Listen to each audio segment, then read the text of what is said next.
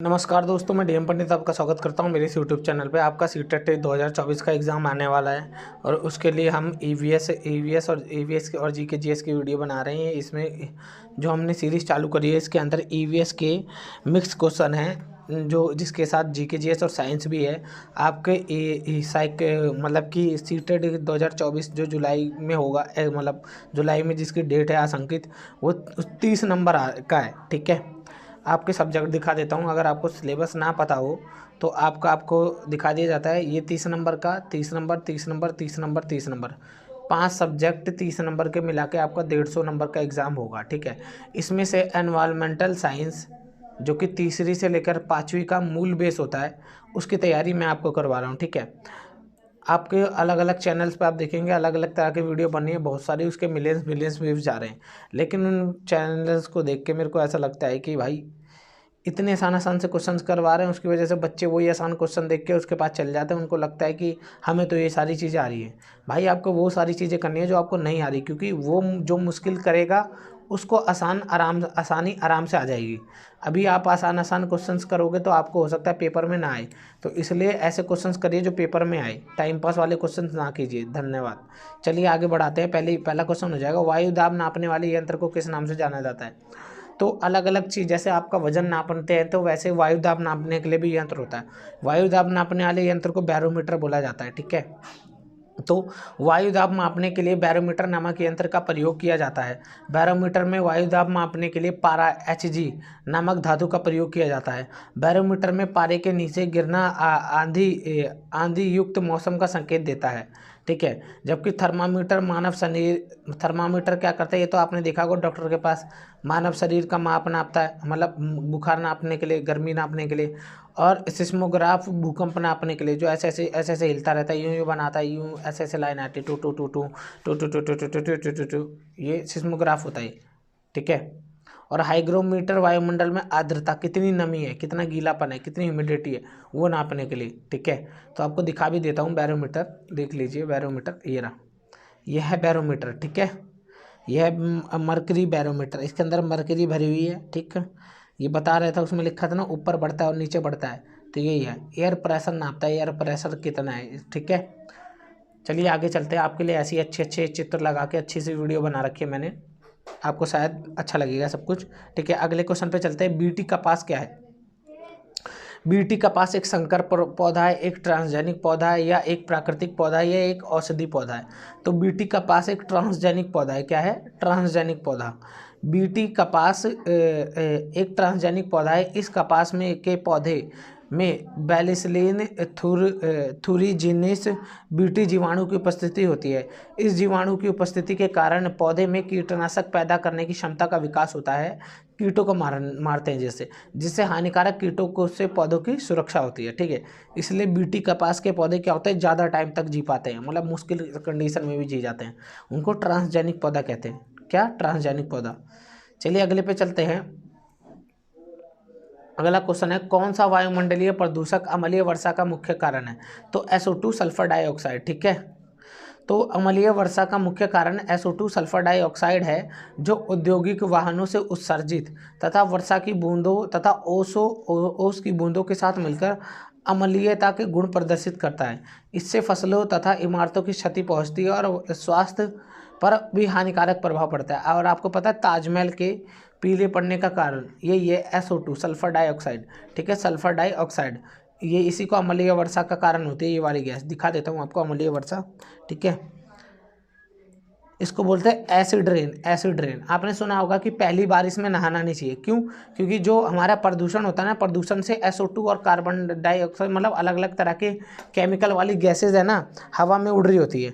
अब जब पहली बार बारिश आती है ना, तो वो केमिकल है ना बारिश के साथ नीचे आ जाता है। ठीक है, बारिश की बूंदों के साथ, और जब हमारे ऊपर गिरता है या किसी बिल्डिंग के ऊपर, तो वो उसको नुकसान पहुंचाता है केमिकल।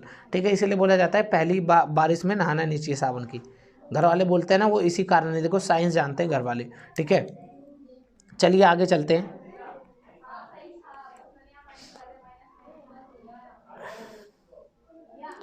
निम्न में से कौन सर्वाधिक उत्पादन पारिस्थितिकी तंत्र है? कहाँ पे सबसे ज़्यादा है ना उत्पादन होता है, मतलब सबसे ज़्यादा है ना जीव कहाँ पाए जा रहे हैं?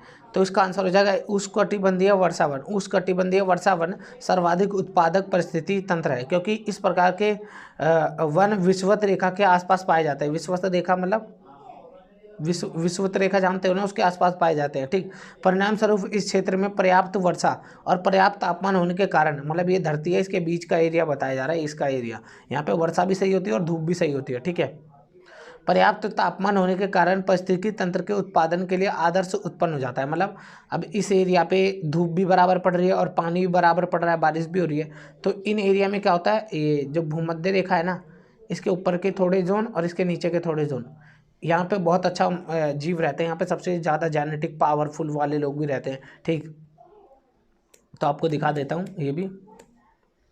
ये है उष्णकटिबंधीय वर्षावन। यहाँ पे देखिए कितने सारे पौधे, कितने अच्छे पौधे हैं। ठीक है, तो क्योंकि ये सदाबहार भी होते हैं। ठीक, क्योंकि यहाँ पे जंगल, अलग अलग तरह के जीव, अलग अलग तरह के पौधे पाए जाते हैं, इसलिए अच्छा होता है। ठीक है, देखिए आपके लिए चित्र भी लगाए जा रहे हैं और आपके लिए बहुत मेहनत करके वीडियो बना रहे हैं। अच्छी लगे तो प्लीज़ लाइक करना भाई। ठीक, पांचवे का निम्नलिखित में से कौन सा रसायन आम पकाने के लिए प्रयोग किया जाता है, तो इसका आंसर हो जाएगा कैल्शियम कार्बाइड। कार्बोनेट मत लगा देना, कैल्शियम कार्बाइड याद रखना। आम या अन्य फलों को पकाने के लिए कैल्शियम कार्बाइड का प्रयोग होता है, कैल्शियम कार्बाइड। ठीक है, आगे चलते हैं। कौन सी बीमारी दूषित जल पीने से होती है, तो दूषित जल पीने से होती है टाइफाइड, याद रखना टाइफाइड।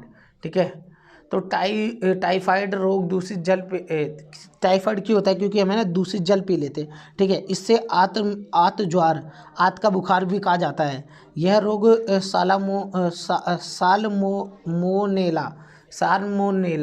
साल्मोनेला नामक टाइफाइड नामक जीवाणु से होते हैं, जो दूषित जल में पाया जाता है। ठीक है, तो साल्मोनेला नामक जीवाणु से होता है, याद रखना। ठीक, निम्नलिखित में से कौन सी ग्रीन हाउस गैस नहीं है, तो देखो ग्रीन हाउस गैस कौन से नहीं है, कार्बन डाइऑक्साइड तो है और NO2 भी है। ठीक है, तो आंसर में ही देख लेते हैं डायरेक्ट, टाइम ना वेस्ट करके।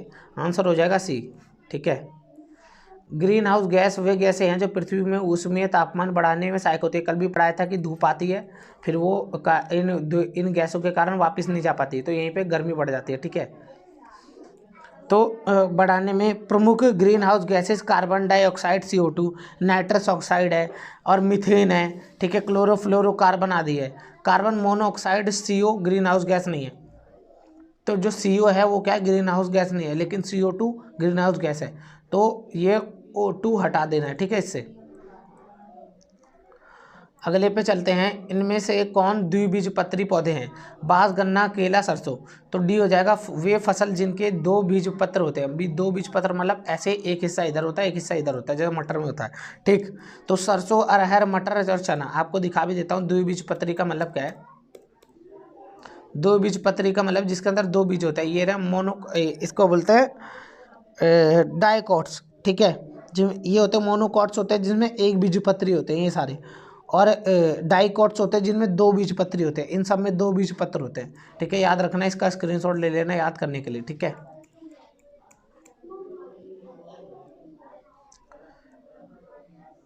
ये वाला पढ़ते हैं। पौधे में जल का अधिकरण किसके द्वारा होता है, जाइलम के द्वारा या किसके द्वारा होता है, तो पौधे में जल का अधिकरण होता है, ए ऑप्शन हो जाएगा जाइलम। इसको याद कैसे करोगे, जल में जा आगे आ रहा है और जाइलम में भी जा आगे आ रहा है, याद रखना। तो जल में भी जा आगे आ रहा है और जाइलम में भी जा आगे आ रहा है। और तो ये हो जाएगा पौधों में पानी कहाँ से आता है, जल कहाँ से आता है, तो जाइलम के द्वारा। और पौधों में खाना कहाँ से आता है, खाने को हम क्या बोल सकते हैं, फल भी बोल सकते हैं, फल फूल। ठीक है, तो फ्लोएम से, फा से फ्लोएम, फा से फल, याद रखना, ऐसे याद कर सकते हैं। पौधे में मिट्टी किससे जल का अवशोषण संचरण जाइलम ऊतक द्वारा होता है। ठीक है, कौन सा प्रथम साहित्य स्रोत है, कौन सा वेद, तो आंसर हो जाएगा ऋग्वेद। ऋग्वेद सबसे पहले होता है, इसलिए देखिए मैं आपको समझा देता हूँ। ऐसे ये हमारी टाइमलाइन है। यहाँ पे क्या है, 0 ईसा मसीह का जन्म हुआ, आज 2024 चल रहा है। ठीक है, तो 2024 साल हो गए ईसा मसीह के जन्म के हुए, जो माना जाता है। ठीक, इससे पहले क्या हो जाता है,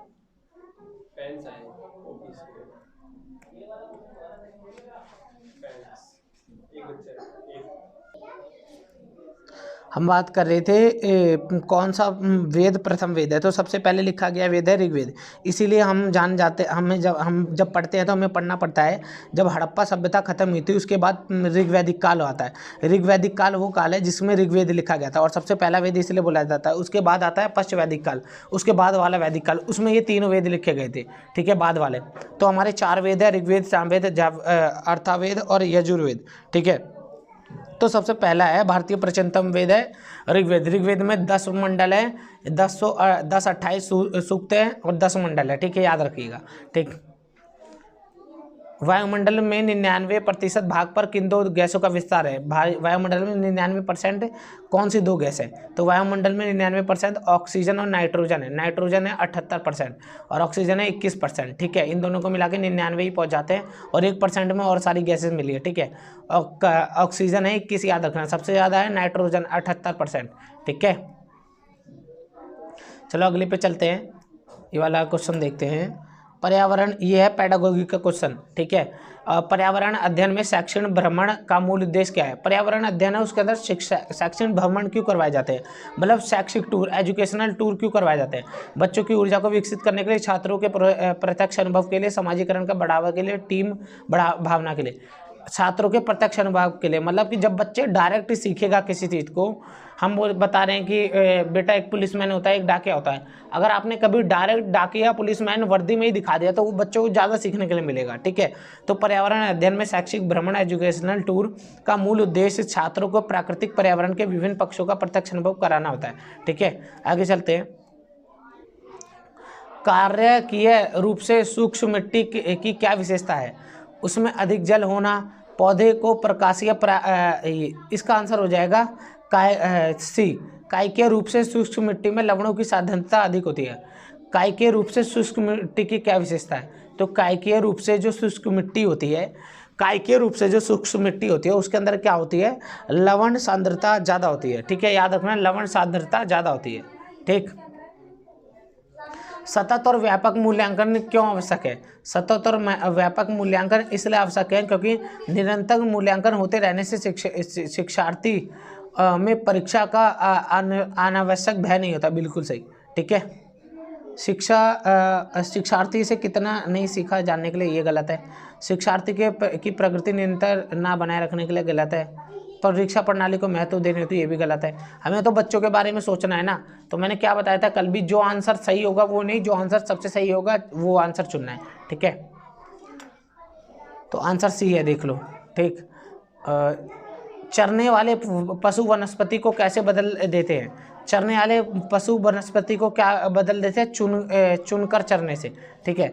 घास चरने वाले पशु सभी वनस्पति को समान रूप से नहीं चरते, बल्कि कुछ वनस्पति को अधिक खाते हैं, जिससे वे वनस्पति धीरे धीरे नष्ट हो जाती है। उनके स्थान पर अन्य वनस्पति उग जाती है, ठीक है। चरने वाले पशु यही तो करते हैं, घास वास चरते हैं जो। निम्नलिखित में से कौन सा स्वास्थ्य अस्थियों के लिए जरूरी है। तो विटामिन डी हड्डी के लिए जरूरी होती है, डी से डाउन, और डाउन जो होगा उसकी हड्डियां मजबूत होगी ना, ठीक है। तो डी से डाउन, ठीक। भारत में हिमालय की सबसे ऊंची चोटी क्या है, माउंट केटू, ठीक है। तो भारत में सबसे ऊंची चोटी क्या है, माउंट केटू, गॉडविन ऑस्टिन, ठीक है। माउंट एवरेस्ट हमारे यहाँ नहीं पड़ता भैया, नेपाल में पड़ता है, ठीक। कहीं आप अपने यहाँ लगा दो, ठीक। तो हमारे भारत की सबसे ऊंची चोटी क्या है, माउंट केटू, ठीक है, याद रखना। हिमालय की सबसे ऊंची चोटी है केटू, दिखा देता हूँ आपको, ये world's unlimited K two mountain, the savage mountain, ठीक है। Explore the unlimited world. देखिए केटू की ऊंचाई कितनी है, 8611, 8611, और माउंट एवरेस्ट की क्या है, 8848, ठीक है, 8848, ये 200 मीटर लगभग कम है।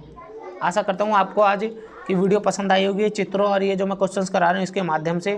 तो आपका सीटेट के एग्ज़ाम के लिए अगर आपको वीडियो अच्छी लगी तो हमारे चैनल को सब्सक्राइब करें, बार बार वीडियो देखें और याद हो जाएगा आपको वीडियो देखने से। कुछ दिन बाद अभी आपको ऐसा लग रहा होगा कि आपको क्वेश्चंस आ नहीं रहे, क्योंकि ये क्वेश्चंस मुश्किल है, ठीक है। अगर आपको ऐसा लग रहा है तो आप बहुत सही चल रहे हो, बहुत मतलब अच्छी तैयारी के राह पे हो आप। अगर आप ऐसे क्वेश्चंस करोगे जो आपको आते ही हैं तो क्या ही फ़ायदा उन चीज़ों का, ठीक है। तो हमें वो क्वेश्चंस करने चाहिए जो क्या होते हैं, जो हमें मुश्किल लगते हैं, क्योंकि मुश्किल ही चीज़ें पेपर में आती है, ऐसी जॉब नहीं मिल जाती, ठीक है। तो तो आशा करता हूँ आपको वीडियो अच्छी लगी तो लाइक से सब्सक्राइब करिए। धन्यवाद। इसी के साथ आज की मजदूरी यही खत्म करते हैं। अगर तुम्हें वीडियो पसंद आई तो लाइक मारो यार। मुझे नहीं पता, मुझे 2 मिलियन लाइक्स चाहिए, कैसे ना कैसे करके मुझे चाहिए। इतना झिला मैं कभी नहीं होऊंगा अपनी पूरी जिंदगी में जितना इसमें झिला, मुझे चाहिए ही चाहिए। तो लाइक मारो, और अगर तुम लोग नए हो तो सब्सक्राइब करो। वो जो लाल वाला बटन है उस पर फूट फेंक के मारो या फिर मोमबत्ती, मुझे नहीं पता, बस क्लिक हो जाना चाहिए। अब मैं भी जा रहा हूं, मुझे पैसों के पीछे भागना है। बाय।